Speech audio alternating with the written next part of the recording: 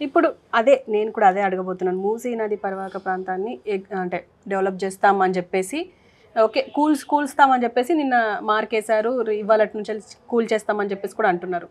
కానీ కూల్చడం వల్ల వాళ్ళు నష్టపోయింది ప్రభుత్వం ఇవ్వగలుగుతుంది అంటారా? జస్ట్ హామీ ఇస్తుంది అని వాళ్ళు హామీ ఇక్కడ ఎన్నాళ్ళు ఉంటాడు రేవంత్ రెడ్డి తెలీదు, నెక్స్ట్ ఏ చీఫ్ మినిస్టర్ వస్తారు రెండో కృష్ణుడు ఎవరో తెలీదు. కనుక వీళ్ళు హామీలు లెక్క కాదు, వాళ్ళకు ముందు రీహాబిటేషన్ చేసి 6 నెలలు టైం తీసుకోండి, త్వరగా చేయగలిగితే 3 నెలలు అయితే 6 నెలల టైం తీసుకోండి. వాళ్ళందరికీ ఇందిరమ్మ ఇల్లు అంటున్నారు, ఇంకోటి అంటున్నారు. లేదు ఇల్లు కాకపోతే స్థలం, గవర్నమెంట్ స్థలం కేటాయించండి, చెరువు పక్కనది కాకుండా మామూలు చాలా ల్యాండ్స్ ఉన్నాయి గవర్నమెంట్ది, దూరంలోనే ఉండదు, ఈ స్థలం మీ ఇల్లు కట్టుకోండి, మేము పర్మిషన్ కట్టుకోండి. గవర్నమెంట్ ఇవ్వచ్చు కదా, గవర్నమెంట్ లేబర్ కోసం వీళ్ళ కోసం స్థలం ఇవ్వచ్చు, అలా ఇవ్వండి. లేదా ఇందిరమ్మ ఇల్లు శాంక్షన్ చేయండి, అయినాక ఇదిగో మీకు ఇల్లు శాంక్షన్ అయిపోయి అందరూ అక్కడికి వెళ్ళిపోవచ్చు, ఖాళీ చేయండి, 2 రోజులు టైం ఏమో ఖాళీ చేస్తారు.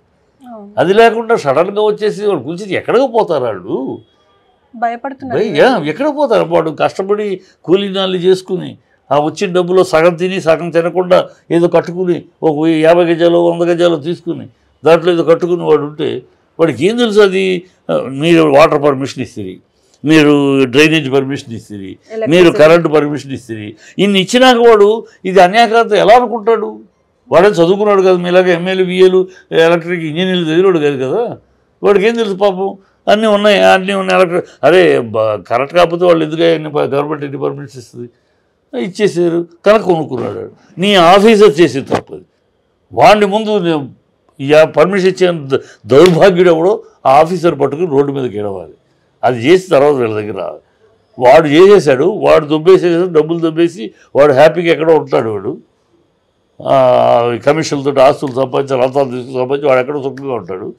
వీళ్ళ నష్టపోయే కష్టజీవుల ప్రభుత్వం వాడి బట్టి వదిలేస్తారు, వీడి పట్టుకుని హింస పెడతారు ఆ లేబర్ని.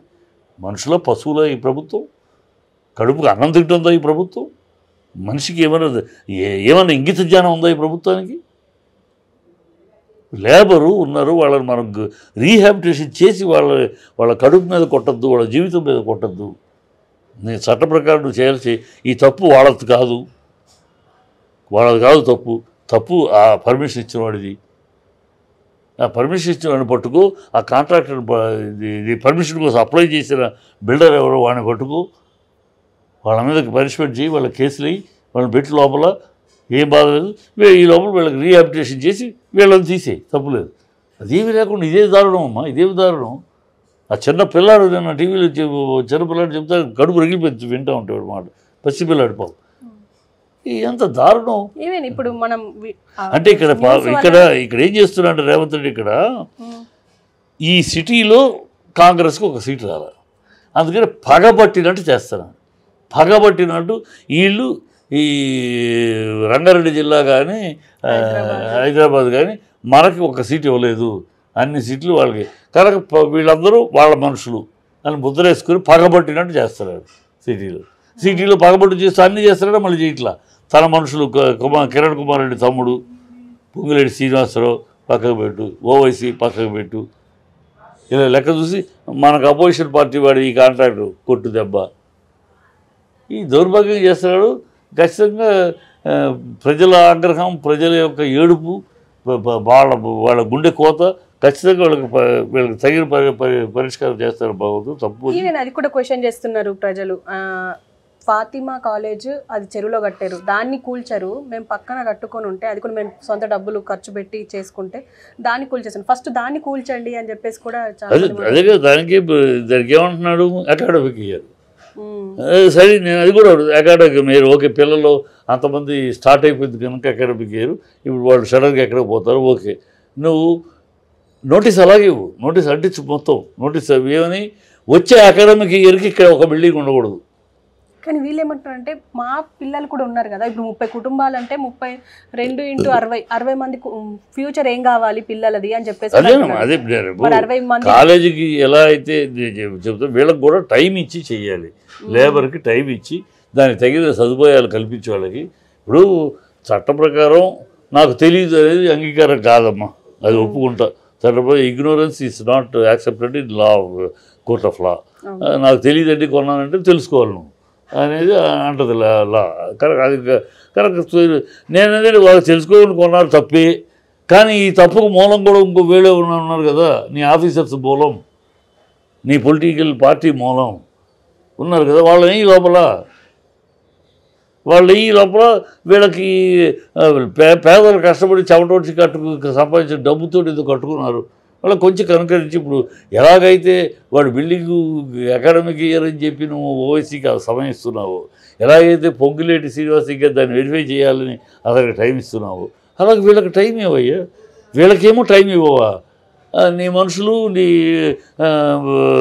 ఓవైసీ లాంటి వాళ్ళకేమో భయపడుతూ చేస్తారు. ఈ దారుణం కదా. అందుకని ఇంగిత జ్ఞానం ఉందానంట, ఆ శిక్ష అనుభవిస్తారు మా ప్రజలు, పేదల కన్నీళ్ళు. అందుకంటారే వీళ్ళ పేదల శోకం ఘోర శాపం మారిపోవని అగ్నికణం, ఆరిపోవని అగ్నికణం. పేదల శోకం అనేది అంటే వాళ్ళు కాయ కష్టంతో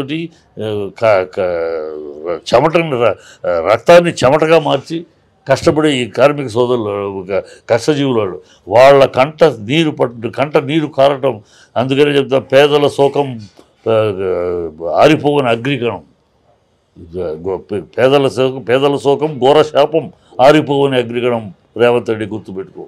సార్, పొన్నం ప్రభాకర్ కూడా ఒక మాట అంటున్నారు మంత్రి, ఏంటంటే ఇప్పుడు మీరు హైడ్రా గురించి ఏవైతే బాధితుల వీడియోలు మీరు సోషల్ మీడియాలో ఎక్స్ప్లోర్ చేస్తారో వాళ్ళ మీద చర్యలు తీసుకుంటాం అని చెప్పేసి అంటున్నారు. కరెక్టే అంటారా? అంటే మనకు తెలిసేది, ప్రజలకు తెలిసేదే ఈ సోషల్ మీడియా వల్ల, అది కూడా నొక్కేస్తే ఎలా అంటారు అసలు? అదే ఇప్పుడు అతనికి ఏం లేదు, అతనికి నొక్కేస్తే ఒకటే, ఎందుకంటే నిజాలు బయట పెడతారు సోషల్ మీడియా. ఇప్పుడు ఏమవుతుందంటే సోషల్ మీడియాలో రెండు రకాలు ఉన్నాయమ్మా. సోషల్ మీడియా సవ్యంగా వాడుతున్న సోషల్ మీడియా ఉంది, నిజాలు బయటికి రాగటం, నిజాలు చేయటం. కొన్ని ఎక్సెసివ్గా చేస్తుంది. సో ఆ ఎక్సెసివ్గా చేస్తూ అన్రూలీగాను, అసభ్యంగాను, అసహ్యంగాను కుటుంబాల ఇళ్లలోకి వెళ్ళిపోయి అబద్ధాలు లేనిపోయిన అబద్ధాలను ప్రచారం చేసి, నేను ఎవడో సన్నాసి నా మీద ఒకటి పెట్టాడు, అంటే దానికి ఏం చేయాలి? కంప్లైంట్ ఇవ్వక మరి నేనే ఫోన్ చేసి తిట్టాను అనుకో, తిడితే తీసేసిస్తాను సార్, సారీ నేను చూడలేదు తీసేస్తాను అన్నాడు. నేను రోజా రాసలేదట, ఏమనాలండి? ఏమైనా బుద్ధి ఉందాడు రాయటానికి? సాయంకాలం అయితే నేను రోజా రాసలేదు, వాడి దగ్గర ఉన్నాయంట వీడియోలు, అవన్నీ బయట పెడతాయట. ఏమనాలండి? పెట్టి నేను ఫోన్ చేసి కనుక్కొని మాత్రం ఫోన్ చేశాను, నెంబర్ కనుక్కొని ఫోన్ చేస్తే ఆయన తెలుగుదేశవాడు అంటే మనం తెలుగుదేశాన్ని విమర్శిస్తున్నాం కనుక నోటికి వచ్చింది. నేను విమర్శిస్తే విమర్శించాను, నేనే కేర్ చేయట్లేదు, నేను చెప్పాను, అది నీకు నచ్చలేదు, తప్పులేదు, నచ్చకపోతే నువ్వు విమర్శించు. ఈ బూతులు ఏంటి, ఈ దౌర్భాగ్యం పడి ఏ ఆధారం పెట్టి ఇప్పుడు నీ మీద నేను డిమాలిషన్ కేసు వేస్తే ఎక్కడ పోతారు? నీ ఇంటి మీదకి వచ్చి నేను బూతులు తిట్టలేనా, నేను మనుషులు తీసుకురాలేనా, చేయలేను? అది ఏం వచ్చి మనుషులు కాస్తానో ఆలోచించి విమర్శించడం నేను కాదని నీ ఇష్టం వచ్చేట్టు విమర్శించుకో. నాకు బుర్ర లేదు, నేను అబద్ధాలు చెప్తాను, అవి నిజాలు కావు, చెప్పు, నువ్వు నిజాలు చెప్పు. అంతేగాని ఇదేంటి ఆ అమ్మాయికి నాకు నువ్వు రోజు చూస్తానంటూ బూతులు చెవులు పెరిగినాయట, ఎక్కడ ఉండాల్సిందో అట్లా కాకుండా వేరే చోట ఉన్నాయట. నాకు ఏం మనుషులు అది? తిట్టాను, తిడితే అప్పుడు లేదు సార్ అది తీసేస్తారు, వాడు ఎవడో కుర్రాడు పెట్టాడు సారీ అని అన్నాడు. ఓకే, అసలు అంటే ఇలాంటి వీడియోలు కూడా ఉన్నాయి, బేసిక్ సెన్స్. అందువల్ల ఏంటంటే మీడియాలో మొత్తం మంచి అంటానికి సోషల్ మీడియా లేదు, మొత్తం చెడు అంటానికి లేదు. సో వేరియేషన్ కావాలి. కాకపోతే ఇక్కడ వీళ్ళు చేస్తున్న కాంగ్రెస్ చేస్తున్న పని ఏంటంటే పొలిటికల్గా చూస్తున్నారు, దాన్ని సామాజికంగా చూడ పొలిటికల్గా చూస్తున్నారు. మన సమర్థిస్తున్న మీడియా ఇది, మనం వ్యతిరేకిస్తున్న మీడియా ఇది. సో మనం వ్యతిరేకిస్తున్న మీడియా మీద అటాక్ అది చేస్తున్నారు, అది తప్పు అన్నాను. నువ్వు పొలిటికల్గా ప్రధాన్ని పొలిటికల్ ప్రిజంలోంచి చూడకండి, రాజకీయంగా చూడదు, సామాజికంగా చూడదు. సామాజికంగా ఉన్న ఛానల్స్ సోషల్ మీడియాలో కొన్ని తప్పుడు చేస్తున్నాయి, సమాజాన్ని తప్పుదారి పట్టించేది, సమాజాన్ని అప్రతిష్టపాలు చేసేది, సమాజాన్ని కించపరిచేది, ఇలాంటి చేస్తున్న వాళ్ళని నొక్కేయండి, కేసులు వేయండి, చేసేయండి. దాన్ని రాజకీయంగా చూస్తే అది చేయలేరు వాళ్ళు. అందుకని రాజకీయంగా చూడకండి దయచేసి. Go we support. నా లాంటి నేను మీడియాతో ఎక్కువ ఇంటరాక్ట్ అవుతున్నాను, నేను ఐ విల్ సపోర్ట్. మీడియాలో తప్పుడు వర్గం ఉంది, ఆ వర్గానికి నేను పెట్టిన పేరు కూడా అమ్మ అబ్బా వద్దు వద్దు అంటే అర్ధరాత్రి అమావాస్య నాడు పుట్టిన అర్భకులు వాళ్ళు.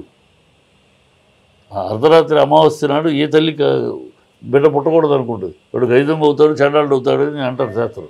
అందుకని అమ్మ అబ్బా వద్దు వద్దు అంటే అర్ధరాత్రి అమావాస్య నాడు పుట్టిన అర్భకులు ఆ కోవకు చెందినవాడు. సో అలాంటి వాళ్ళని ఏరిపారేయండి, తప్పులేదు. అలాంటి వాళ్ళు చేయండి. అంతేగాని రాజకీయంగా చూసి మన పార్టీ ఇంకో పార్టీ, ఏ పార్టీ అయినా వాళ్ళు చెప్తారు. ప్రజలు కదా నిర్ణేతలు. నేను చెప్పే కానీ ప్రజలు నమ్మేస్తారా? ఇంకో పార్టీ నన్ను కాదు ఇది అని చెప్తే నమ్మేస్తారు. వాళ్ళు నిజానిజాలు చూసుకుంటారు కదా. అది అలా రాజకీయంగా వ్యత్యాసం చూడకుండా ఇది చేయదు, కరెక్టే, తప్పులేదు.